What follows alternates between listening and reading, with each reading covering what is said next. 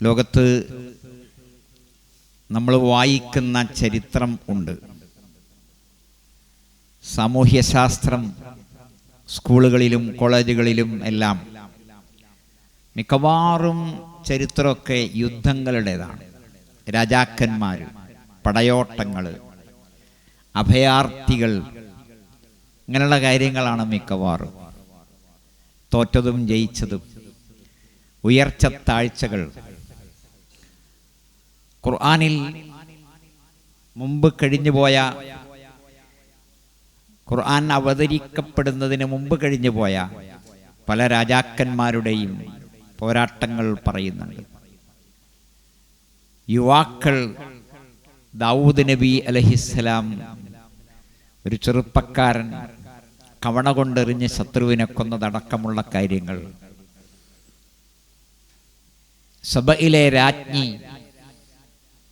യുദ്ധത്തെക്കുറിച്ച് പറഞ്ഞ സൂറത്തു നംലിലെ 34-ാമത്തെ ആയത്ത്, ഇന്നൽ മുലൂക ഇദാ ദഖലു ഖറിയതൻ, രാജാക്കന്മാരൊരു നാട്ടിൽ ചെന്നാൽ അഫ്സദൂഹ, ആകെ കൊളാക്കും, ആകെ നശിപ്പിച്ച് കളയും.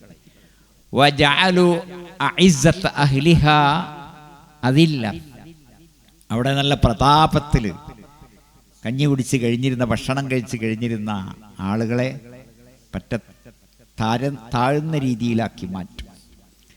ഇതാണ് അവിടുത്തെ സ്ഥിതി, ഇതാണ് സാധാരണ സ്ഥിതി. സുലൈമാൻ നബി അലൈഹിസ്സലാമിൻ്റെ ഒരു കത്ത് കിട്ടിയപ്പോൾ, രാജാവായ സുലൈമാൻ നബിയുടെ കത്ത് കിട്ടിയപ്പോഴാണ് അവിടെയുള്ള രാജസദസ്സിലെ ചർച്ചയിൽ അവരിത് പറഞ്ഞത്. അതെ, അതുകൊണ്ട് എന്ത് ചെയ്യണം എന്നാണ് അവർ ചർച്ച ചെയ്തത്. നമ്മുടെ അറിയുന്ന ചരിത്രത്തിൽ വളരെയേറെ വലിയ കൂട്ടക്കൊലപാതകങ്ങൾ നടന്നു. ജോസഫ് സ്റ്റാലിൻ മാർക്സിസം എന്ന അബദ്ധം സ്ഥാപിക്കാൻ 2 കോടി നിരപരാധികളെയാണ് കൊന്നത്. 2 കോടി. അല്ലാഹു അക്ബർ. അലക്സാണ്ടർ, അയാളെ ചരിത്രം ദി ഗ്രേറ്റ്, മഹാനായ അലക്സാണ്ടർ. എന്താ പണി? യുദ്ധം ചെയ്യുന്നെ. പിന്നെന്താ പണി? യുദ്ധം ചെയ്യുന്നെ. അടങ്ങാത്ത ആർത്തി, ആക്രാന്തം, കാണുന്നതൊക്കെ വെട്ടിപ്പിടിക്കണമെന്ന മോഹം, അതാണ് രാജാക്കന്മാരെ നയിച്ചത്. ചെങ്കീസ് ഖാൻ 4 കോടി ആൾക്കാരെയാണ് കൊന്നത്. 4 കോടി. ആ 4 കോടി ആളുകൾ എന്താ തെറ്റ് ചെയ്തത്? ഒന്നുമില്ല. ഹിറ്റ്ലർ 2 കോടി ആളുകളെയാണ് കൊന്നത്. ഭ്രാന്ത് പിടിച്ച ഫാസിസം. എൻ്റെ ചോര, എൻ്റെ കുടുംബം, എൻ്റെ വർഗം, അതല്ലാത്തൊക്കെ നശിക്കണമെന്ന മോഹമാണ്. അല്ലാഹു അക്ബർ. 50 ലക്ഷം ആളുകളെ കൊന്ന നെപ്പോളിയൻ, 20 ലക്ഷം ആളുകളെ കൊന്ന സീസർ, 1,70,00,000 ആളുകളെ കൊന്ന തൈമൂർ, 10 ലക്ഷം ആളുകളെ കൊന്ന മുസോളിനി. ഇങ്ങനെ നമ്മളെല്ലാവരും വായിച്ച കഥകൾ 1-2 മിനിറ്റ് കൊണ്ട് നമ്മൾ ഓർമ്മിക്കുകയാണ്. ഇന്നലെ ഹിരോഷിമ ദിനമായിരുന്നു. ആഗസ്റ്റ് 6, 1945, ലോകമഹായുദ്ധത്തിൻ്റെ അവസാനത്തിൻ്റെ തൊട്ട് മുമ്പ്. ആ ബോംബിട്ട ആ സമയത്ത് 70,000 ആൾക്കാരാണ് ആ സെക്കൻഡ് കൊണ്ട്, ആ മിനിറ്റ് കൊണ്ട് മരിച്ചത്.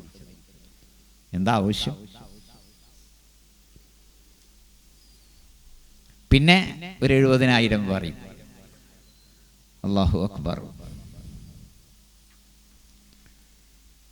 അത്രയും വലിയ മാരകമായ അണുബോംബ്, ആറ്റം ബോംബ്, അതുണ്ടാക്കിയ കണ്ടുപിടിച്ച ശാസ്ത്രജ്ഞൻ ഈ ദുരന്തമൊക്കെ കണ്ട് പൊട്ടിപ്പൊട്ടിക്കരഞ്ഞു. ഇതിനു വേണ്ടിയായിരുന്നില്ല ആറ്റം കണ്ടുപിടിച്ചത്, ബോംബുണ്ടാക്കാനല്ല, മനുഷ്യ സേവനത്തിനാണ്. പക്ഷേ സംഭവിച്ചത് അങ്ങനെയല്ല. മറ്റന്നാൾ ആഗസ്റ്റ് 9 നമ്മുടെ രാജ്യം, നമ്മുടെ ലോകം നാഗസാക്കി ദിനം ആചരിക്കുകയാണ്. 70,000 ആൾക്കാരാണ് മരിച്ചത്. ഒരൊറ്റ ബോംബുണ്ട്. അപ്പൊ ഏതാണ് ഏറ്റവും വലിയ കൂട്ടക്കൊല? ഏതാണ് ഏറ്റവും വലിയ ഭീകര രാജ്യം? ആരാണ് ഏറ്റവും വലിയ ഭീകരൻ? യുദ്ധങ്ങളുടെ കഥയാണ്. 2ാം ലോക മഹായുദ്ധത്തിൽ മൊത്തം ഒരു 8.5 കോടി ആൾക്കാരാണ് മരിച്ചത്.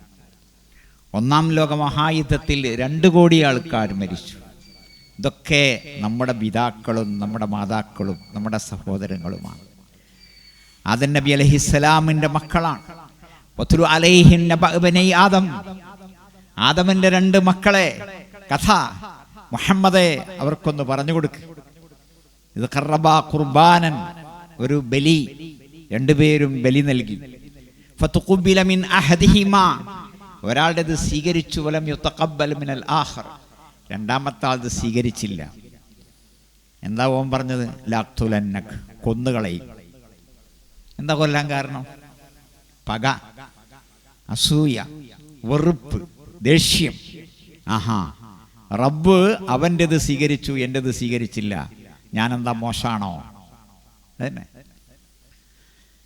അപ്പോൾ അവൻ പറഞ്ഞു, നീ എന്നെ കൊന്നാൽ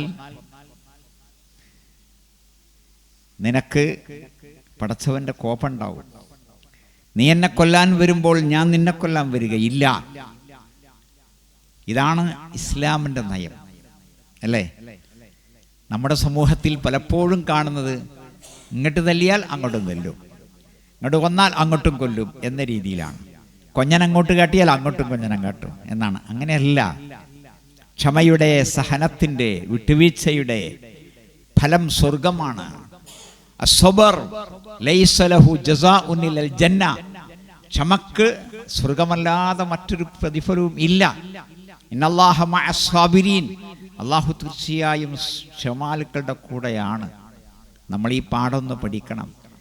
നമ്മുടെ നാടുകളിൽ എത്രയോ കൊച്ചു കൊച്ചു പോരാട്ടങ്ങൾ, തമ്മിലടികൾ, വഴക്കുകൾ, വക്കാണങ്ങൾ, പിണക്കങ്ങൾ വീട്ടിൽ, മദ്രസയിൽ, മസ്ജിദിൽ, ഓഫീസിൽ, സെന്ററുകളിൽ പൂട്ടിക്കിടക്കുന്ന മസ്ജിദുകൾ നമ്മുടേത് ഇപ്പോഴും ഉണ്ട്. അല്ലാഹുവേ, തുറക്കാൻ ഉള്ള മനസ്സ് അല്ലാഹുവേ നേതാക്കന്മാർക്കും അനുയായികൾക്കും നീ നൽകണേ. ആമീൻ. എല്ലാം തുറക്കണം, മനസ്സ് തുറക്കണം, നന്മ നന്മയായിട്ട് കാണണം. ഒരാൾ നന്മ ചെയ്താൽ അത് നമ്മളല്ലെങ്കിൽ, നമ്മുടെ പാർട്ടി അല്ലെങ്കിൽ വേറെന്തോ ഉദ്ദേശം ഉണ്ടാവും എന്ന് പറയുന്ന അവസ്ഥ ഇല്ലാതാകണം. ഐക്യത്തിനെക്കുറിച്ച്, ഒന്നാകണമെന്നതിനെക്കുറിച്ചുള്ള ആയത്തുകൾ നമ്മുടെ കണ്ണു തുറപ്പിക്കണം. അപ്പോൾ ഇതൊക്കെയാണ് വേണ്ടത്. അപ്പം അവൻ അനുജൻ പറഞ്ഞു, നമ്മുടെ കാക്ക പറഞ്ഞു, നമ്മുടെ വലിയ കാക്ക പറഞ്ഞു, നീ എന്നെ കൊല്ലാൻ വേണ്ടി കൈനീട്ടിയാൽ ഞാൻ നിന്നെ കൊല്ലാൻ കൈനീട്ടുകയില്ല. പക്ഷെ ഒരു കാര്യമുണ്ട്, ബലി സ്വീകരിക്കണമെങ്കിൽ എന്താകണം? തഖ്വ ഉണ്ടാകണം. ഇന്നമായ തഖബ്ബലുല്ലാഹു മിനൽ മുത്തഖീൻ. പക്ഷെ അതൊന്നും ഈ ചങ്ങാതിയുടെ ജ്യേഷ്ഠൻ്റെ ചെവിയിൽ കേട്ടു എന്നല്ലാതെ, കണ്ണിൽ കണ്ടു എന്നല്ലാതെ, തലച്ചോറിലൂടെ അങ്ങനെ പോയിട്ട് മനസ്സിലെത്തിയില്ല. അങ്ങനെ ഫതവഅതു ലഹു നഫ്സുഹു ഖത്ല അഖീഹി, തൻ്റെ സ്വന്തം സഹോദരനെ കൊല്ലാൻ തന്നെയാണ് മനസ്സ് തീരുമാനിച്ചത്. ഫഖതലഹു, കൊന്നു. ഫഅസ്ബഹ മിനൻ നാദിമീൻ, അവൻ വല്ലാത്ത ഖേദക്കാരനായി. എന്തേ? ജ്യേഷ്ഠനും അനുജനും വീട്ടുന്ന ആദം നബിയുടെ ഹവ്വാ ബീവിയുടെ വീട്ടിന്ന് കളിച്ച് ചിരിച്ചിറങ്ങിയതാണ്. ഇനി തിരിച്ചു ചെല്ലുമ്പോൾ അനുജനില്ല, സഹോദരനില്ല. എന്തു ചെയ്യും? എന്തു ചെയ്യും? ഒരു പിടുത്തമല്ല. അങ്ങനെയാണ് ഫബഅസല്ലാഹു ഉറാബൻ യുവാരി, പഠിപ്പിക്കാൻ തൻ്റെ സഹോദരൻ്റെ മയ്യത്ത് എന്ത് ചെയ്യണമെന്ന് പഠിപ്പിക്കാൻ. ലിരിയഹു കൈഫ യുവാരി സൗഅത അഖീഹി. എന്താ? മണ്ണിലിങ്ങനെ കാക്കങ്ങനെ ഒരു കുഴി ഉണ്ടാക്കണം. അപ്പം ഐഡിയ മനസ്സിലായി. ഉസ്താദാരാ? മനുഷ്യവർഗത്തിലെ ആദ്യത്തെ മകന്റെ ഉസ്താദാരാ? കാക്കയാണ്. അങ്ങനെ പടച്ചോനെ, എൻ്റെ നാശം, ഒരു കാക്ക വേണ്ടി വന്നല്ലോ എന്നെ പഠിപ്പിക്കാൻ. അങ്ങനെ ഏറ്റവും വലിയ നഷ്ടകാരിയായി, ഏറ്റവും വലിയ ഖേദക്കാരനായി ആള് മാറിയെന്ന് നമ്മുടെ വലിയ കാക്കാനെ കുറിച്ച് ഖുർആൻ പറയുകയാണ്. അല്ലാഹു അക്ബർ. ഇതാണ് ലോകത്ത് സംഭവിച്ചത്. ആദ്യത്തെ കൊലപാതകം, മാനവ ചരിത്രത്തിലെ ആദ്യത്തെ കൊലപാതകം. അതും നബിയുടെ മക്കൾ, ആദം നബി അലൈഹിസ്സലാമിൻ്റെ മക്കൾ. ഈ തരത്തിലുള്ള ദേഷ്യം, കോപം, വെറുപ്പ്, ഇത് ഉണ്ടാക്കുന്ന അനർത്ഥങ്ങൾ ചില്ലറയല്ല. ഒരു വാക്കിലെ പെസക്, അതിനപ്പുറം പറഞ്ഞ് ഇപ്പുറം പറഞ്ഞ് അങ്ങനെ പിണങ്ങി തലാക്ക്, സഹക്കച്ചവടക്കാർ തമ്മിലുള്ള പിണക്കം, സഹപാഠികളും സഹപ്രവർത്തകരും രാഷ്ട്രീയ സാമൂഹ്യ മതരംഗത്ത് പ്രവർത്തിക്കുന്നവരുമൊക്കെ എത്ര പെട്ടെന്നാണ് സഹോദര പിണങ്ങുന്നത്, കല്ലെറിയുന്നത്, തച്ചുടക്കുന്നത്, കൊലപാതകം നടക്കുന്നത്, കത്തിയൂരി, വെടിയുതിർത്ത്, കല്ലുകൊണ്ട് തല തല്ലി ചതച്ച്, വിഷം കൊടുത്ത് ഒക്കെ. 6 ആൾക്ക് വിഷം കൊടുത്ത ആളെക്കുറിച്ച് നമ്മൾ അറിയുന്നു. അടുത്തടുത്ത് ഒരുപാട് കൊലപാതകങ്ങൾ ധാരാളമായി ഉണ്ടാകുന്നു. യുദ്ധം ഇപ്പം അടുത്ത് ഇനിയും തീർന്നിട്ടില്ലാത്ത, ഇനിയും നടന്നുകൊണ്ടേയിരിക്കുന്ന യുദ്ധം. ഇതെല്ലാം നമ്മുടെ മുമ്പിലുള്ള ചരിത്രമാണ്, സത്യമാണ്. എന്ത് ചെയ്യണം?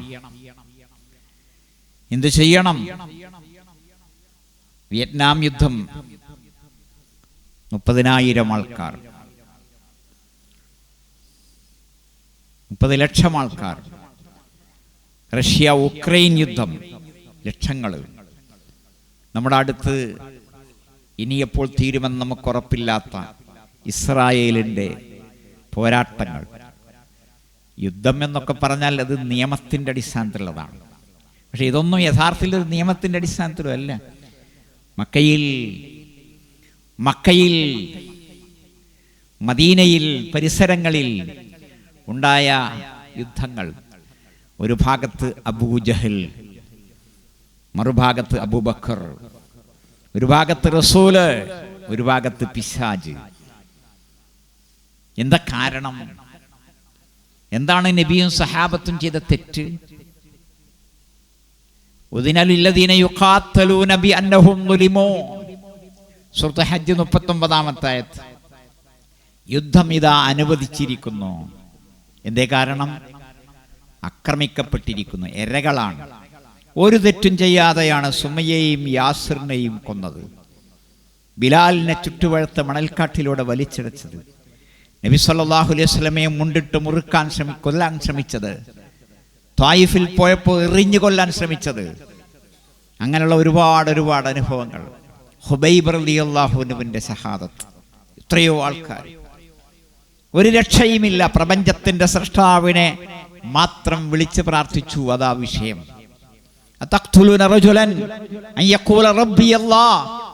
എന്റെ റബ്ബ്, എന്റെ രക്ഷിതാവ് അല്ലാഹുവാണ് എന്ന് പറഞ്ഞതിനാണോ നിങ്ങൾ ഒരാളെ കൊല്ലുന്നത് എന്ന് മുഹമ്മദ് നബിയെ കഴുത്തിൽ മുണ്ടിട്ട് മുറുക്കി കൊല്ലാൻ ശ്രമിച്ചപ്പോൾ ഓടി വന്ന അബൂബക്കർ റളിയല്ലാഹു അൻഹു ചോദിച്ചിട്ടുണ്ട്. സൂറത്ത് യാസീനിൽ ആ ദേശത്തിന്റെ അങ്ങേയറ്റത്തുനിന്ന് ഓടി വന്ന്, ഇതാ നിങ്ങൾ ഈ പ്രവാചകന്മാരിൽ വിശ്വസിക്കൂ എന്ന് പറഞ്ഞ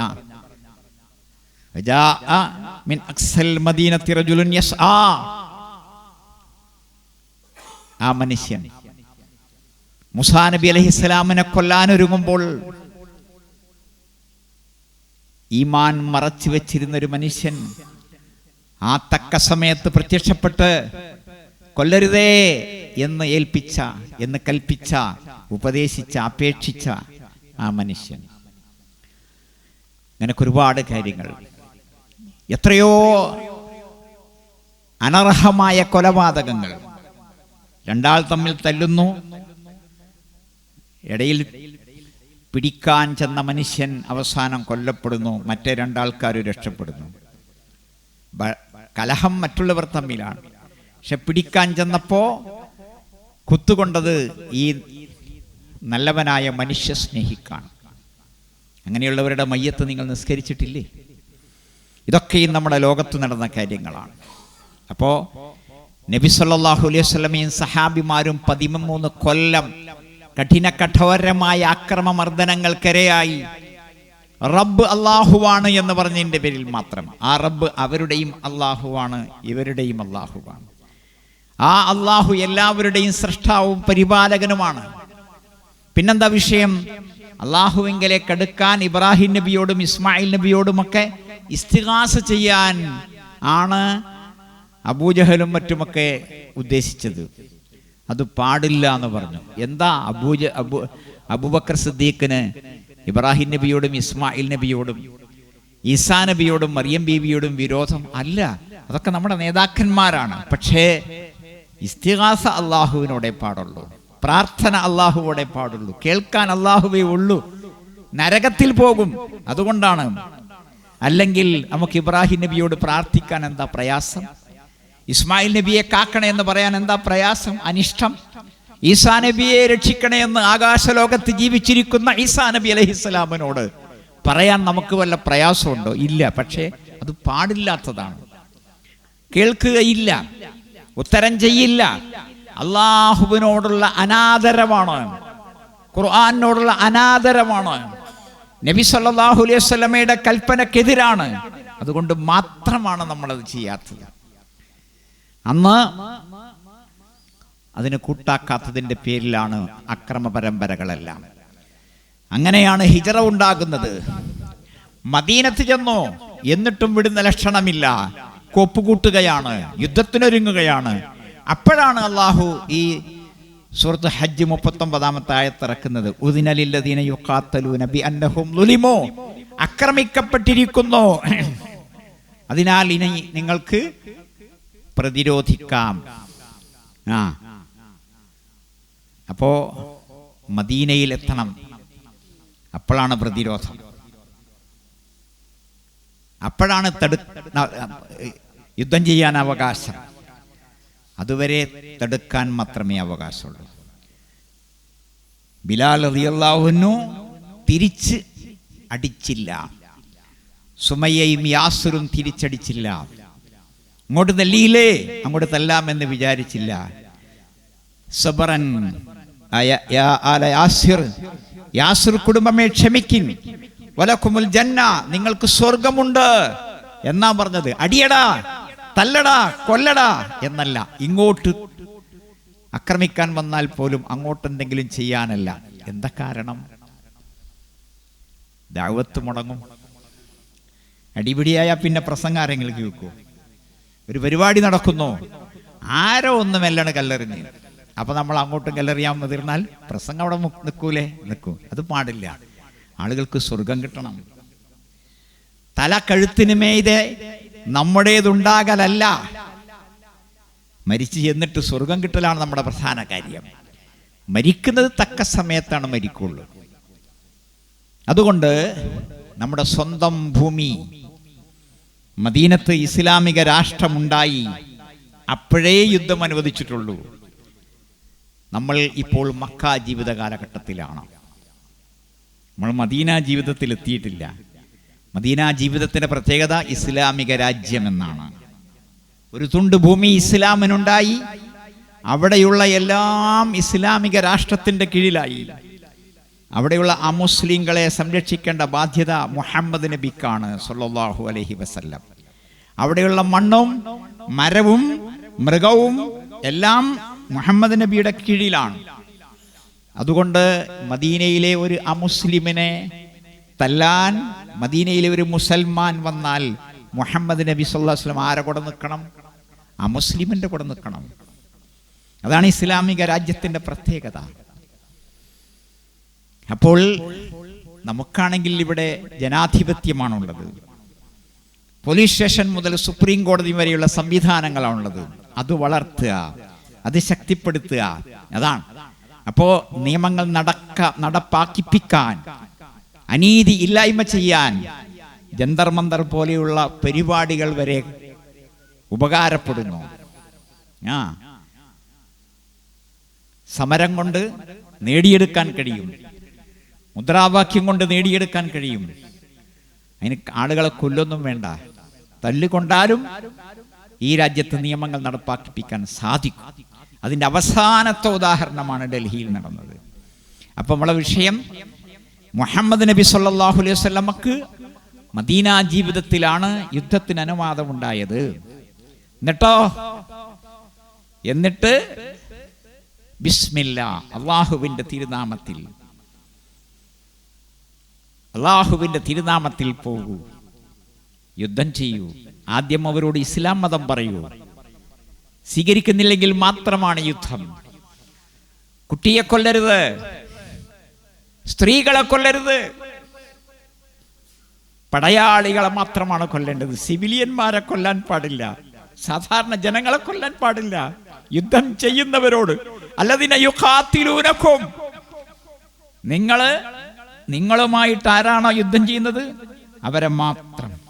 ചെടി നശിപ്പിക്കരുത്, കിണർ നശിപ്പിക്കരുത്, മഠങ്ങളിൽ സത്രങ്ങളിൽ ഇബാദത്ത് ചെയ്യുന്ന ജൂത ക്രിസ്ത്യൻ പാതിരിമാരെ ഉപദ്രവിക്കരുത്. യുദ്ധം ചെയ്യുന്നവരോട് മാത്രം യുദ്ധം. അങ്ങനെയുള്ള നിബന്ധനകളെല്ലാം വെച്ചിട്ടാണ്. കൊല്ലടാ തല്ലടാ എന്ന് പറയല്ല.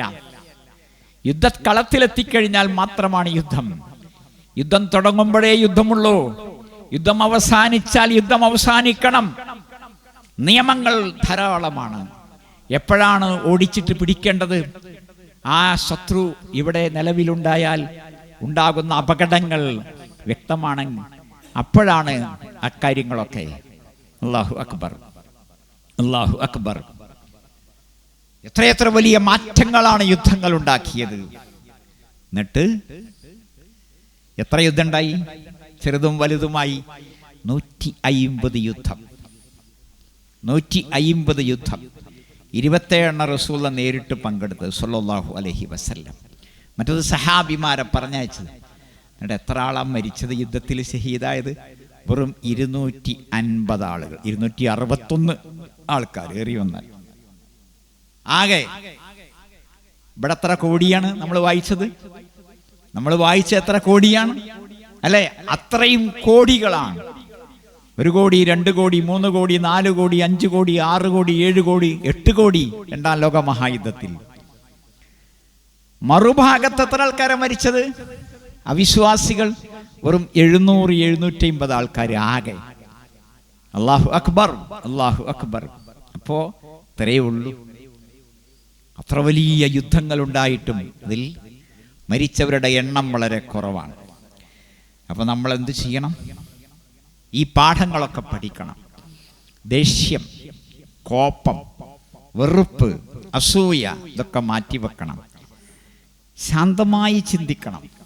എന്ത് വേണമെന്ന് പെട്ടെന്ന് തീരുമാനമെടുത്ത് ഒരു വെട്ട് 2 കഷ്ണം ആക്കരുത്. ലഹറൽ ഫസാദു ഫിൽ ബർരി വൽ ബഹർ. കുഴപ്പങ്ങൾ പൊട്ടിപ്പുറപ്പെട്ടിരിക്കുന്നു എവിടെ? കരയിലും കടലിലും. ബിമാ കസബത് ഐദിന്നാസ്, ജനങ്ങളുടെ കൈകൾ ചെയ്തതിൻ്റെ ഫലമായി എന്ന് റൂമിലെ 41-ാമത്തെ ആയത്തിൽ. ശരി, ഇതൊക്കെ ചെയ്ത ആളുകളെ റബ്ബ് ചെയ്തു? അങ്ങനെ കോടിക്കണക്കിന് ആൾക്കാരെ കൊന്ന ആളുകളെ റബ്ബ് ചെയ്തു? പ്രതികാരം ചെയ്തോ? ഇല്ല. ചെറിയ ചെറിയ ഞെട്ടിക്കലുകൾ. വലനുദീഖന്നഹും മിനൽ അദാബിൽ അദ്നാ ദുനൽ അദാബിൽ അക്ബർ. സുബ്ഹിന് സൂറത്ത് സജദയിൽ നിങ്ങൾ ഓതിയില്ലേ? ഇമാം ഓതിയില്ലേ? വലിയ ശിക്ഷ വരുന്നതിന് മുമ്പായി ചെറിയ ചെറിയ ശിക്ഷകൾ മാത്രം. ഇനി എങ്ങാനും ലോകത്തെ മുഴുവൻ തെറ്റുകുറ്റങ്ങൾക്കും ശിക്ഷ മുഴുവനായി നൽകുകയാണെങ്കിലോ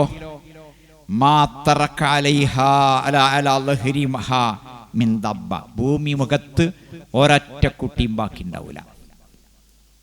അല്ലാഹു അക്ബർ. ഫാത്തിർ 45, നഹ്ൽ 61. അതാണ് എന്ത്? വലൗ യുആഖിദുല്ലാഹു നാസ ബിമാ കസബു, ജനങ്ങൾ പ്രവർത്തിച്ചതിൻ്റെ ഫലമായി അള്ളാഹു പ്രതികാരം ചെയ്താൽ, ശിക്ഷിക്കുകയാണെങ്കിൽ